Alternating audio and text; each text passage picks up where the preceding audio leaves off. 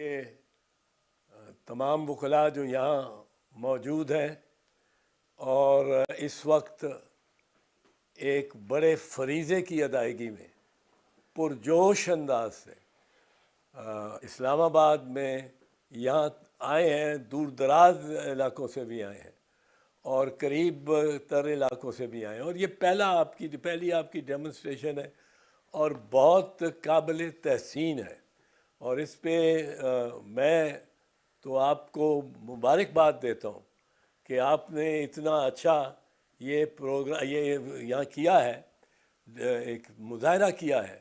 اس پہ ہمیں کئی دفعہ شاید اور کرنا پڑے، کیونکہ کچھ لوگ یہاں مضر ہیں، بضد ہیں کہ انہوں نے الیکشن نہیں ہونے دینے۔ اب الیکشن نہیں ہونے دینے اور انہوں نے یہاں غیر جمہوری حکومتیں رہنے دینی ہیں کہ پنجاب اور سندھ میں سب سے پہلے تو یہ دیکھیں، پنجاب اور خیبر میں 2 اسمبلیاں تحلیل ہو چکی ہیں۔ اب جب وہ اسمبلیاں تحلیل ہو چکی ہیں تو اس کا مطلب یہ ہے کہ وہاں اب کوئی حکومت نہیں ہے، وہاں نگرانوں کی حکومت ہے۔ نگرانوں کی حکومت جو ہے وہ کانسٹیٹیوشن کے تحت 90 کے دن کے بعد، یعنی 91 ڈے کو وہ بالکل کوئی اس کی جواز نہیں رہتا، وہ بہروپیے ہو جاتے۔ 90 دن تک ہے، یا سپریم کورٹ نے اگر کوئی ٹائم ہفتہ 10 دن 15 دن 2-3 ہفتے بڑھا دیا 90 دن، کیونکہ یہ تو کوتاہی اور یہ ظلم کیا ہے چیف الیکشن کمشنر نے اور گورنرز نے، گورنر پنجاب اب تو نہیں، گورنر خاص کر گورنر خیبر پختونخوا نے، کہ وہ مذاق سمجھتے رہے ہیں کہ یہ سپریم کورٹ کا آرڈر آ گیا ہے اور یہ سپریم کورٹ کا آرڈر ہو چکا ہے۔ اب سپریم کورٹ نے پہلے، اب آئندہ کچھ نہیں کرنا، میں اس پہ عرض کروں گا کہ کس طرح سپریم کورٹ کا آرڈر ہو چکا ہے اور اس میں مزید کچھ کرنے کی سپریم کورٹ کو ضرورت نہیں ہے، اس پہ عمل درآمد ہونا ہے۔ لیکن یہ جو ان کا ایک خواہش ہے، اصل بات یہ ہے کہ ان کا یہ خواہش ہے کہ 90 دن کے اندر الیکشن نہ ہو، الیکشن آگے جائیں۔ اگر یہ الیکشن لے کے جا سکتے ہیں 10 اکتوبر کو، 8 اکتوبر کو، تو پھر کیا امر مانے ہے کہ اس دن کہیں کہ جی آج بھی سیکیورٹی سچویشن ٹھیک نہیں ہے، اور سیکیورٹی سچویشن کس نے فیصلہ کرنا کہ ٹھیک نہیں ہے؟ انہوں نے خود ہی کرنا، جو نہیں چاہتے سیکیورٹی سچویشن اس قدر ٹھیک ہو جائے کہ الیکشن کرانا پڑ جائے۔ سو یہ ایک سیکیورٹی۔ ایک دوسرا کہتے ہیں جی رینجرز نہیں مل سکتے، رینجرز تو رانا ثناء اللہ کے انڈر ہے، وہ کس طرح نہیں مل سکتے؟ پھر کہتے ہیں جی اسحاق ڈار کہتے ہیں کہ ہمارا وہ اس میں ہمارے پاس پیسے نہیں ہیں۔ اب اسحاق ڈار ایک صاحب ہیں جن کے زیادہ تر اثاثے بقول شخص سے پاکستان سے باہر ہیں۔ وہ کہتے ہیں ہمارے بیٹے بھی بڑی اچھی بزنس کرتے ہیں، لیمبرگینی گاڑیاں رکھی ہوئی ہیں اور پلازے بھی مبینہ طور پہ بنائے ہوئے ہیں، وہ میں اس کی تصدیق نہیں کر سکتا، پر لیمبرگینی ایک کار جو امیر ترین دنیا کے ہی رکھ سکتے ہیں، دنیا کے امیر ترین لوگ، وہ اس قسم کی گاڑی کو، وہ گاڑیاں 2-3 کھڑی ہوئی ہیں جو ان کی تصویر آئی ہے ان کی اپنے اپارٹمنٹس کے سامنے۔ اب وہ کہتے ہیں کہ جی یعنی وہ زیادہ تر ڈالرائزڈ ہے، وہ ڈالرائزڈ ہے۔ اب ڈالر اگر اسحاق ڈار کی زیادہ اثاثے ڈالر میں ہیں تو اس کا مطلب کیا ہوا؟ ڈالر اوپر جاتا ہے تو اسحاق ڈار بھی اوپر جاتا ہے، ڈالر نیچے جاتا ہے تو اسحاق ڈار بھی نیچے جاتا ہے۔ لیکن اگر ڈالر اوپر جاتا ہے اور اسحاق ڈار اوپر جاتا ہے، پاکستان نیچے جاتا ہے، اور اگر ڈالر اوپر جاتا ہے، نیچے آتا ہے اور اسحاق ڈار بھی نیچے آتا ہے تو پاکستان اوپر جاتا ہے۔ یہ تو سی سو میں ایک دو علیحدہ پلڑوں میں بیٹھے ہوئے ہیں، اسحاق ڈار فائنانس منسٹر اور پاکستان کے عوام اور پاکستان۔ یہ ایک کانفلکٹ آف انٹرسٹ ہے یہ کلیئر کانفلکٹ آف انٹرسٹ ہے جو ایک وزیر کا نہیں ہو سکتا اپنی ریاست سے، اور وہ اس پہ اسی معاملے کا کہ ڈالر ریٹ کیا ہو، اس میں سب سے اہم اس کا ایک کردار اور حتمی کردار ہے۔ تو اس میں اب آپ دیکھیں یہ ان کے پاس کس طرح حکومت چھوڑی جا سکتی ہے۔ ایک صاحب باہر بیٹھے ہوئے ہیں، وہ مفرور ہے، وہ سزا یافتہ ہے، مفرور وہ ہوئے بھی ہیں عدالت کو دھوکہ دے کے کہ 8 ہفتے کی چھٹی لے کے باہر گئے اور 4 سال سے بیٹھے ہوئے باہر۔ اب کون سے مجرم کو، ملزم کی نہیں میں کہہ رہا ہوں، وہ مجرم صحیح ہے فیصلہ، غلط ہے فیصلہ، وہ فیصلہ کرائے، کون سے مجرم کو اور کس عدالت نے اس دنیا میں یہ دیا سہولت دیا کہ وہ اپنے ملک سے اور عدالت کی اختیار اس سماعت کا جو ایک دائرہ ہے اس سے باہر چلے جائے؟ کبھی نہیں ہوا۔ ملزم کو بیل دے کے اور آپ پاسپورٹ رکھ کے یا پاسپورٹ دے کے اور باہر جانے کی اجازت دے سکتے ہیں، مجرم کو آپ جیل میں سے ہی نکال لیں تو بڑی اس کی غنیمت ہے اس کے لیے، اور اس کو آپ اور وہ باہر بیٹھا ہوا وہ ہمارے سامنے چل پھر رہا ہے، انہی اپارٹمنٹس میں آ جا رہا ہے جو متنازع ہیں، اور یہ سب پتہ نہیں قوم کو یہ بے وقوف سمجھتے ہیں، سب کے سب اب وہ مطلب چل پھر رہے ہیں، نظر آ رہے ہیں، ٹی وی پہ نظر آ رہے ہیں۔ اب ٹی وی پہ دیکھنا آج کل اسی طرح ہے جیسا ڈائریکٹ دیکھ لیا، ٹی وی فاصلے قریب تر کر دیتی ہے، تو ساری قوم دیکھتی ہے ان اپارٹمنٹ سے ان کو آتے جاتے ہوئے۔ پر جہاں تک یہ تعلق ہے معاملہ، اس کا کیا تعلق ہے میاں نواز شریف سے؟ میاں نواز شریف سے یہ تعلق ہے کہ میاں نواز شریف کی اپنی حکومت میں ایک دفعہ پہلے بھی chief justice of Pakistan Sajjad Ali Shah کے خلاف ایکشن ہوا، اس کی عدالت پہ دھاوا بول دیا، اور وہ چیف جسٹس اور اس کے ساتھ جو 2-4 جج بیٹھے ہوئے تھے، دو ایک طرف، وہ کرسیاں وہ اپنے نکلنے کے لیے، کیونکہ وہ سارے ورکر اوپر چڑھ آئے عدالت کے سٹیج پہ، وہ کرسیاں گرا کے بھاگے۔ کیا سین ہوگا آپ دیکھیں 1997 میں، اس وقت یہ اتنے وہ نہیں ہوتے تھے، یہ میڈیا 24/7 تو وہ تصویر نہ بن سکی، پر کیا یہ سیل فون بھی ایسے نہیں ہوتے تھے کوئی بنا لیتا تصویر، پر کیا سین ہوا ہوگا کہ چیف جسٹس اور 5 ججوں پہ ایک پورے مجمع نے حملہ کر دیا، اور اس پہ آپ فخری کرتے ہیں۔ پھر آپ کی ٹیپس اور آڈیو ٹیپس پکڑی گئیں کہ آپ نے ججز کو یہ کہا کہ بی بی شہید اور آصف زرداری صاحب کو سزا دو، زیادہ دو، اور میاں صاحب یہ کہتے ہیں، اور میاں صاحب کی ڈکٹیشن پہ آپ نے ان کو سزائیں دی، جو بعد میں سپریم کورٹ نے سیٹ اسائڈ کر دی اسی بات پہ کہ اس پہ، اور وہ آڈیو ٹیپس جو جسٹس قیوم سے گفتگو، جسٹس راشد عزیز سے گفتگو، chief justice Lahore high court سے جو گفتگو اور جن کو ہدایات یہ دے رہے تھے، وہ آج تک 18 سال ہو گیا اس کو، وہ کسی نے ان کی تردید نہیں کی، نہ میاں شہباز نے کی ہے، نہ سیف الرحمان نے کی ہے، کسی نے تردید نہیں کی۔ اب دیکھیں یہاں اب وہ ری پلے کر رہے ہیں کہ چیف جسٹس کو نکالنا ہے۔ چیف جسٹس کا قصور کیا ہے؟ چیف جسٹس کا قصور یہ ہے کہ یہاں 2 سوچیں ہیں۔ ایک سوچ یہ ہے جو جسٹس منیر کے وقت سے، چیف جسٹس منیر سے 1950 کے عشرے سے چلی آ رہی، اور دوسری سوچ ہے جو آئین کے پاسداری کی سوچ ہے، اور وہ جسٹس AR کارنیلیس جو کہ اس وقت اقلیت میں تھے، ان کے سے چلی آ رہی ہے۔ اب جسٹس منیر کا کیا کی وراثت کیا ہے کہ وہ نظریہ ضرورت وہ نظریہ ہے جس کے باعث 4 مرتبہ پاکستان میں مارشل لاء لگا اور ساری فوج نے ساری حکومت سنبھال لی۔ وہ نظریہ ضرورت کیا ہے؟ وہ نظریہ ضرورت، یہ بالکل میں آپ کے لیے آسان اور یہ صرف وکلاء کے لیے نہیں، جو باہر بھی بیٹھے ہیں وکلاء تو سمجھتے ہیں اس کو. نظریہ ضرورت یہ بڑا سادہ سا نظریہ ضرورت کہتا ہے کہ یہ ٹھیک ہے کہ آئین کا تقاضا ہے کہ فوج اپنی جگہ رہے اور مارشل لا نہ لگائے، یہ اس کو اختیار ہی نہیں. لیکن یہ اب ضرورت ہو گئی، اب یہ تو بڑی اب کیا کریں، یہ تو ضرورت ہو گئی.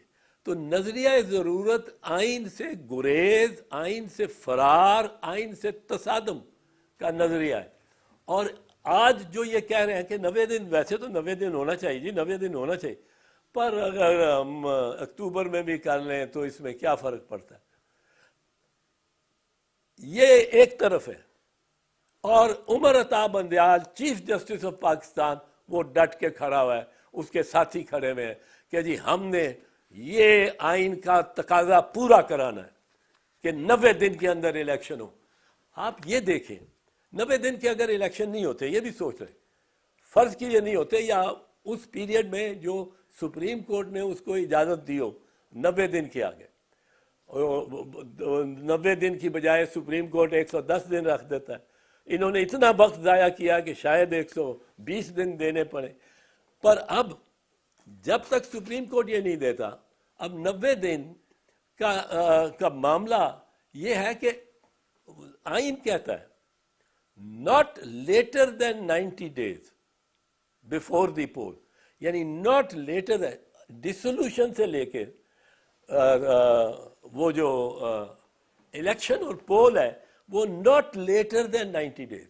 یہ یحییٰ خان نے دراصل جب الیکشن پوسٹ پون کیے لامتناہی طور پہ انڈیفینیٹلی، تو تب تنازع شروع ہوا بنگالیوں کا اور پاکستانی، ویسٹ پاکستانیز کا اور ایسٹ پاکستانیز کا، اور الٹیمیٹلی بنگلہ دیش بن گیا. دوسرا اس نے کیا کہ جب الیکشن ہو گئے، 2 سال بعد الیکشن کرائے 90 دن کہہ کے، جب الیکشن ہو گئے تو اس نے انتقال اقتدار نہیں کیا، پارلیمنٹ کو بلایا ہی نہیں، پارلیمنٹ کا اجلاس نہیں بلایا. اب ان دونوں کو یہ 1971-72 کی بات ہے یحییٰ خان کی. اب 73 میں جب پاکستانی آئین بن رہا تھا تو اس میں بڑا لوگوں کا احساس تھا کہ یہ اگر پوسٹ پون کرتے رہے الیکشنز، یا الیکشنز کرا کے پوسٹ پون کیا اس کو فارمیشن آف گورنمنٹ کو، تو اس سے ملک ٹوٹ گیا. کیونکہ جب یحییٰ خان نے 7 مارچ 1971 کو پارلیمنٹ کا سیشن بلایا ہوا، ایڈجرن کر دیا انڈیفینیٹلی، تو اس کے پہ یہ اصل میں پاکستان ٹوٹا.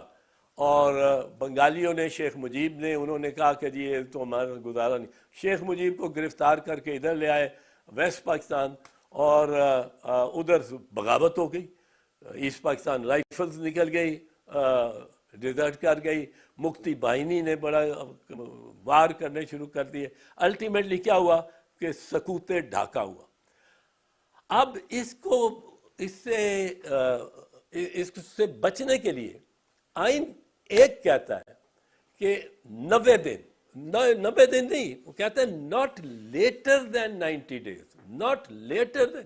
یہ نیگیٹو امپیریٹو ہو گیا کہ منفی بات کر کے اس کو پکا کیا کہ یعنی 91 دن جو 91st ڈے ہے، وہ 91st ڈے یہ کیئر ٹیکر صفر ہو جائیں گے، ان کی کوئی جواز نہیں رہے گا کہ یہ بیٹھے رہے. اور یہ بیٹھیں گے تو وہ انلیگل ہوگا. کوئی چیف منسٹر یا منسٹر پنجاب کا نہیں ہوگا، نہ خیبر پختونخوا کا. اور اگر یہ جمے رہے تو کیا پتہ ہے، لوگ اتنے تنگ آئے ہوئے ان سے، جو انہوں نے آٹے پہ کیا ہے، لوگ مر رہے ہیں، جو قیمتیں بڑھ گئی ہیں، جو خودکشیاں ہو رہی ہیں. یہ آئے ہیں ایک تھوڑے عرصے سے اور زمینیں دے رہے ہیں، اور ان کو کوئی اختیار ایسا نہیں. پر اب یہ چیف منسٹر صاحبان یہ کہتے ہیں ہم تو 91 دن بھی بیٹھیں گے، 92 دن بھی بیٹھیں گے، 93 دن بھی بیٹھیں گے.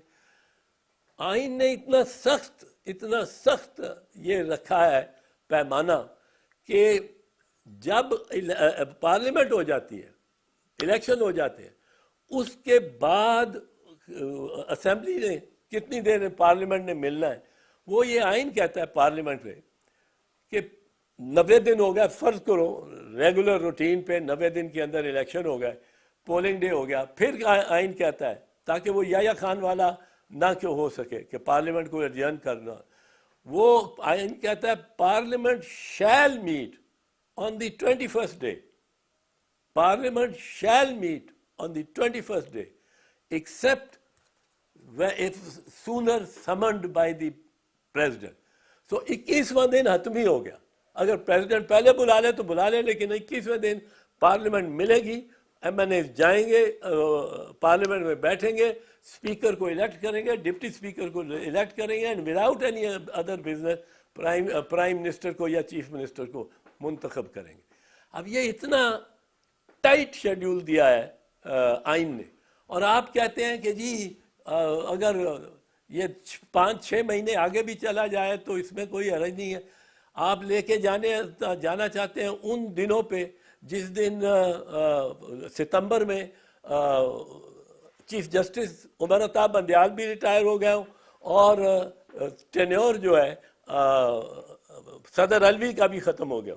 सदर अलवी का मैं बताऊंगा टेन्योर नहीं ख़त्म होगा, ये उनके ये उस वक्त तक जाएगा जब तक इलेक्टेड प्रेसिडेंट उनको रिप्लेस नहीं करता। और इलेक्टेड प्रेसिडेंट कब रिप्लेस करेगा?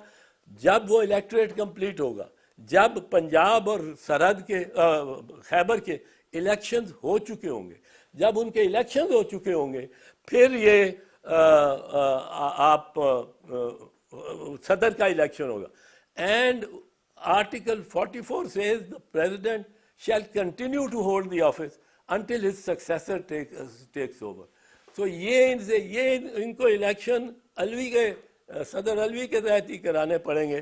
पर बहरहाल इसके बाद जो एक सवाल ये किया है कि ये 3-2 का जो फैसला है ये हतमी है कि नहीं, इसके बारे में मैं ज़रा फिर आ जाता हूँ, ताकि ये एक मामला सारे कहते हैं जी ऐसा इन्होंने फैलाया कि 9 मेंबर बेंच, 9 से 7, 7 से 5, 5 से 3, ये कैसे हुआ?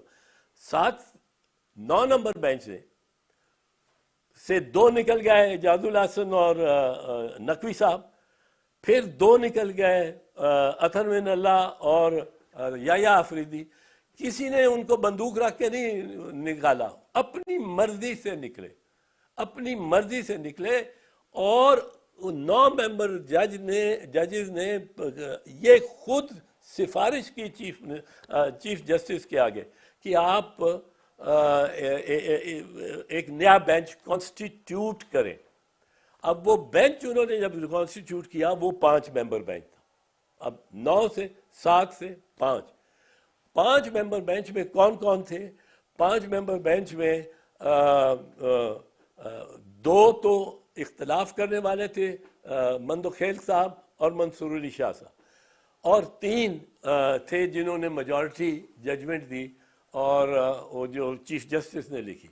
अब ये मेजॉरिटी जजमेंट जो है ये हतमी हो चुकी है। ये सुप्रीम कोर्ट का फैसला है 1 मार्च 2023 का, जिसने इम्प्लीमेंट होना है।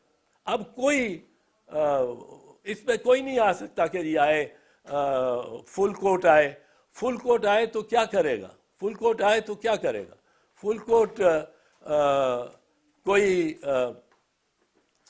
कोई है ही नहीं, कोई मामला ही नहीं रह गया। सिर्फ मामला ये है इस वक्त कि इम्प्लीमेंट सुप्रीम कोर्ट के फैसले ने किस तरह होना है और किसने करना है। अब ये मामला है सिर्फ। अब जो सुप्रीम कोर्ट का फैसला 1 मार्च का मैं अर्ज कर चुका हूँ, उस पर ये एम्फसाइज करना बड़ा ज़रूरी है। मैं पहले अर्ज कर चुका हूँ, पर मैं मुख्तसरन ये अर्ज करूँगा कि आप उनको याद होगा मैंने अर्ज किया कि उसका पहला जुमला जो है ये 5 मेंबर बेंच का फैसला है जो कि 3-2 से होता है, और पहला जुमला है bye A majority of 3 versus 2 हम ये फैसला दे रहे हैं। अब ये इस पे 5 ने दस्तखत किए, 5 ने दस्तखत किए। जब ये 5 हो गए तो अब 7 किस तरह कर सकते हैं? आप 7 किस तरह हो सकते हैं? या कोई गवर्नमेंट कॉलेज की तरह प्रॉक्सीज तो नहीं लगती। اب کوئی کراچی جا رہا ہو جج سپریم کورٹ کا اور اپنے ساتھی جج کو کہہ جائے کہ تو آپ کے سامنے یہ فلاں کیس آنا ہے، اس میں یار ذرا دھیان رکھنا کہ وہ ڈسمس نہ ہو جائے، اور اگر ضرورت پڑی تو میرا ووٹ اپنے ساتھ ڈال دینا۔ سپریم کورٹ ایسے نہیں چلتا، سپریم کورٹ ایسے نہیں چل سکتا۔ سپریم کورٹ کی یہ تصدیق نہ کریں کہ اس سے توقع کریں کہ وہ جج جو بیٹھے نہیں، جنہوں نے بحث سنی نہیں، ان کے بھی ووٹ کاؤنٹ کیے جا سکتے ہیں اس فیصلے میں۔ 4-3 کا فیصلہ بالکل غلط ہے، یہ کہنا ہی غلط ہے۔ 4 نہیں تھے، یہ 3-2 کا فیصلہ ہے، اور جج سپریم کورٹ کے ایک بھی جج اس کو فیصلہ کرے، 2 ججوں فیصلہ کریں، 3 ججوں وہ سپریم کورٹ کا فیصلہ ہے۔ وہ ہر ایک پہ لازم ہے کہ اس کی تابع داری کرے اور اس کو مانے، اور وہ جو 3-2 کا فیصلہ اس لیے حتمی فیصلہ ہوگا، اس کے بعد اور کچھ کرنا نہیں چاہے۔ جو رضاکارانہ طور پہ چھوڑ گئے بینچ کو، اب وہ نہیں آ سکتے۔ وہ لاہور سے چلے گاڑی میں، ٹرین میں، شاہدرہ جنکشن میں وہ اتر گئے، جلدی اتر گئے۔ اب گاڑی وہاں سے وزیر آباد جنکشن سے ہو کے، گجرانوالہ سے ہو کے، وزیر آباد جنکشن سے ہو کے، گجرات سے ہو کے، جیلم سے ہو کے، اب وہ راول پنڈی پہنچ رہی ہے۔ اب آپ کس طرح اس میں شامل ہو سکتے ہیں؟ آپ کو خود نہیں اس پہ اصرار کرنا چاہیے، کیونکہ اگر آپ اصرار کرتے ہیں کہ مجھے بیٹھا گنتی کرو، میں کئی بندوں سے پوچھ بیٹھا ہوں جو وہاں موجود تھے کہ بھئی تمہیں کتنے جج نظر آئے؟ وہ 3 دن جو بحث سن رہے تھے، کچھ 7 جج تھے۔ انہوں نے کہا نہیں جی 7 نہیں 5 سے۔ میں نے کہا یہ 7 کہاں سے؟ ان کی روحیں بیٹھ گئیں دائیں بائیں کہ وہ کاؤنٹ ہوں گے۔ تو یہ 7 ججز کا معاملہ بالکل ہی غلط ہے۔ یہ 5 جج تھے جنہوں نے فیصلہ دیا، 2 جج جو بعد میں کہتے ہیں، جسٹیفائی کرنے کی کوشش کرتے ہیں کہ یہ 7 جج تھے اور 4-3 کا فیصلہ ان کے حق میں تھا۔ وہ 2 جج صاحبان، منصور علی شاہ صاحب اور مندو خیل صاحب، ان کے اپنے دستخط ہیں کہ یہ 5 ججز کا فیصلہ ہے۔ اب میں اس میں عرض کر چکا ہوں کہ کوئی فل کورٹ کی یا کوئی بینچ چینج کرنے کی ضرورت کے علاوہ امکان ہی نہیں ہے، ممکن نہیں ہے، کیونکہ آرڈر ہو چکا ہے۔ اور اس میں جیسے میں نے عرض کیا کہ جو اصل فلوسافیکل لڑائی ہے، جو کشمکش ہے، لڑائی تو اللہ نہ کرے پڑے، پر جو کشمکش ہے وہ یہ ہے کہ ایک طرف وہ جج صاحبان ہیں جو کہ میراث ہیں چیف جسٹس منیر کی، اور وہ یہ کہتے ہیں کہ 90 دن میں تو ہونا چاہیے، لیکن یہاں ضرورت اس بات کی ہے کہ معیشت کو ہم سنبھال لیں اور اکتوبر میں یہ لے جائیں، اکتوبر میں جا کے پھر کہیں گے آگے۔ اب اس سے جو عذاب آئے گا وہ یہ کہ یہ اتنے دن کون حکمران ہوگا؟ آئین اپنے پہلے جملے میں، پاکستان کا آئین ابتدائیے میں پہلے جملے میں یہ کہتا ہے کہ where as sovereignty rests in Allah, it is to be exercised by the people through their chosen representatives. اب یہ نگران تو چوزن نہیں ہے، یہ تو منتخب نہیں ہوئے ہوئے، یہ تو نامزد ہے، یہ تو نامینیٹ ہوئے ہوئے، ان کے پاس تو حکمرانی کا حق ہی کوئی نہیں۔ بائی دا چوزن ریپرزینٹیو، ایک جس طرح کلک بٹن کے لیے طور پہ ایک عہد سے دوسرے عہد تک جانے کے لیے یہ ایک ٹچ بٹن سا ہے، اور 90 دن کے لیے 5 سال کے بعد 90 دن کے لیے یہ آتے ہیں اور ان کو چلے جانا ہے۔ اور اگر یہ بیٹھے رہیں گے، اگر یہ 91 دن بیٹھیں گے تو یہ قابض ہوں گے اور غاصبانہ ان کا قبضہ ہوگا on two senior most important positions in the federation. اور فیڈریشن کے پہ میں ابھی آتا ہوں, two important position in the federation, یعنی یہ ان پہ آرٹیکل 6 لگے گا.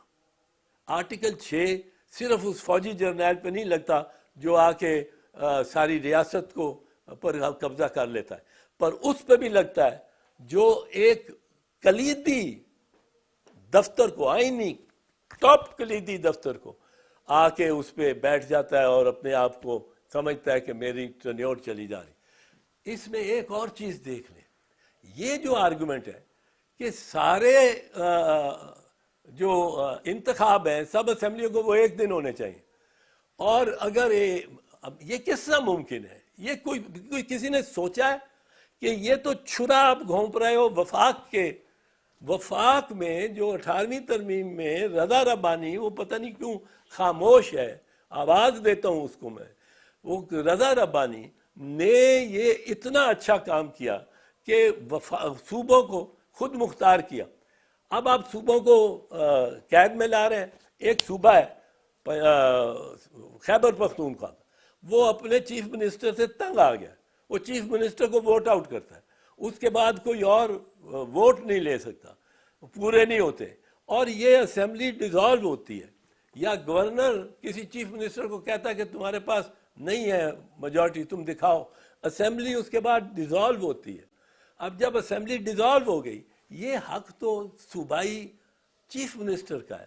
یہ کس طرح اس کو فون کر کے کہے گا اسپیکر کہ جی ہماری اسمبلی تو ڈیزالو ہو گئی ہے, تو باقی 4 اسمبلیاں چونکہ ان میں سے کوئی ڈیزالو نہیں ہوئی, ایک ہی دن ہوں گے الیکشن, وہ 3 سال بعد ہوں گے, اس وقت تک ہم نگرانوں کو چلا رہے ہیں, اور نگران تو بہروپیے ہوں گے اس دن, نگران تو 91 دن کے بعد بہروپیے ہوں گے. اور میں یہ سمجھتا ہوں, مجھے بڑا اچھا یہ نوجوان لگتا ہے محسن نقوی, میں ذاتی طور پہ خاندان کو جانتا ہوں, بڑا ہی سلجھا ہوا اور زیرک اور پڑھے لکھے خاندان سے, پر یہ شاید پھر بھی مصلحت کر جائے. پر وہ جو اعظم خان ہے چیف منسٹر سرحد کا, وہ ایک سینئر بیوروکریٹ ہے, اس نے جو عزت وغیرہ کمائی ہوئی ہے, وہ نہیں بیٹھے گا 91 ڈے کو, وہ کہے گا جی میں جا رہا ہوں, وہ کہے گا میں جا رہا ہوں. تو یہ کہنا کہ ایک ہی دن انتخابات ہوں, یہ آپ پریشر کر رہے ہیں اور اس کو یونٹری فارم آف گورنمنٹ بنا رہے ہیں, جو کہ وفاق نہیں ہوتا, اور وفاقی اداروں کو پر یہ بڑا بھاری ہوگا بات. ایک میں بات آخر میں کر دوں, وہ میں قاضی فیض عیسیٰ صاحب کو ایڈریس کرنا چاہتا ہوں. قاضی صاحب ایک دبنگ دلیر چیف جسٹس رہا ہے بلوچستان کا, اور ایک دبنگ دلیر سپریم کورٹ کا جج ہے, اور بہت عزت ہے اس کی میری نگاہ میں. میں ان میں سے تھا جس نے سجیسٹ کیا تھا, یہ آج میں بتا رہا ہوں, افتخار محمد چودھری نے جب 31 جولائی 2008 کو فیصلہ دیا, 2009 کو فیصلہ دیا, جس سے سارے پی سی او ججز کو فارغ کیا گیا, تو یہ بلوچستان کی کا سارا ہائی کورٹ یہ فارغ ہو گیا. اب اس کو ریکانسٹیٹیوٹ کرنا تھا. چوہدری صاحب میرے سے بڑا مشورہ کرتے تھے اس زمانے میں, بہت مشورہ کرتے تھے. میں نے ان کو کہا کہ قاضی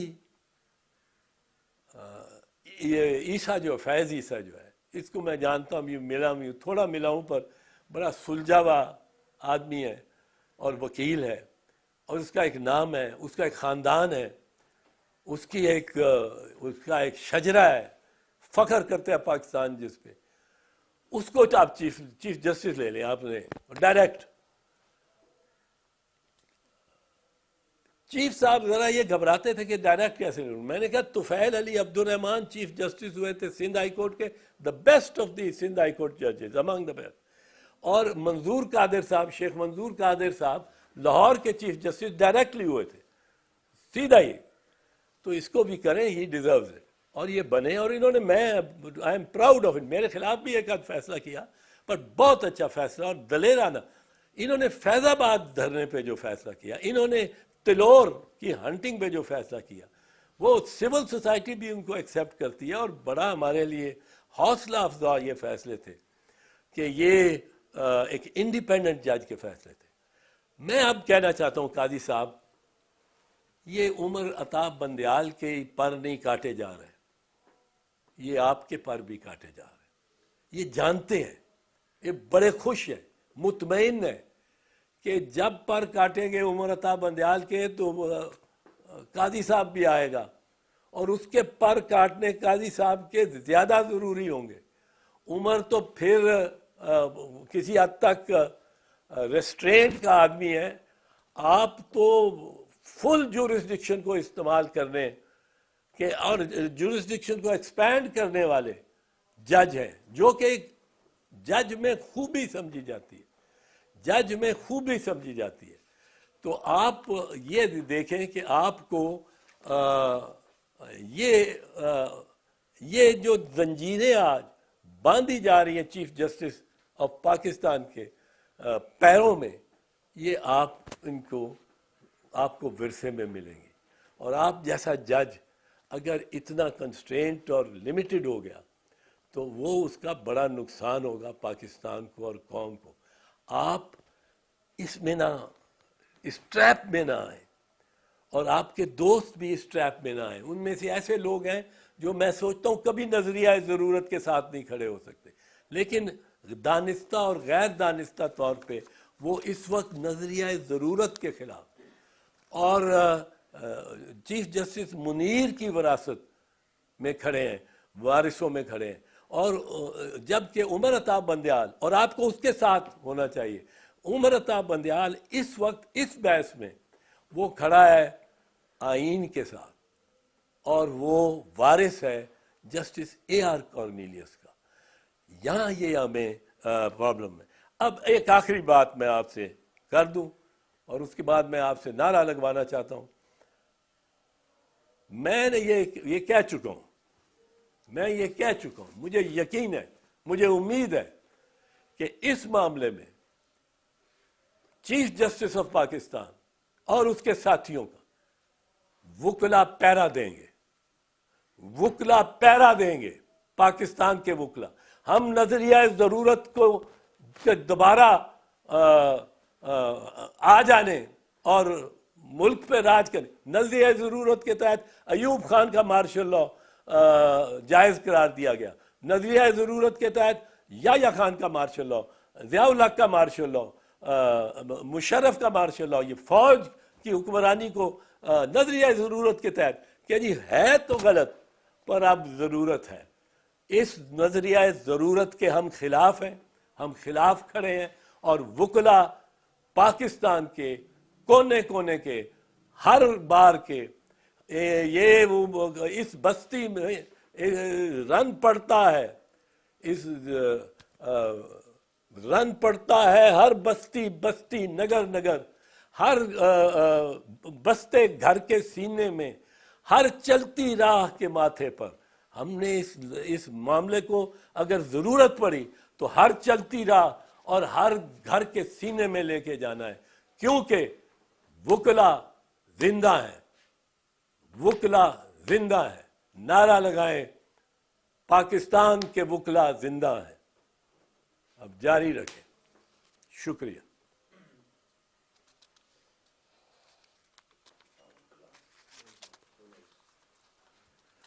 لو جی.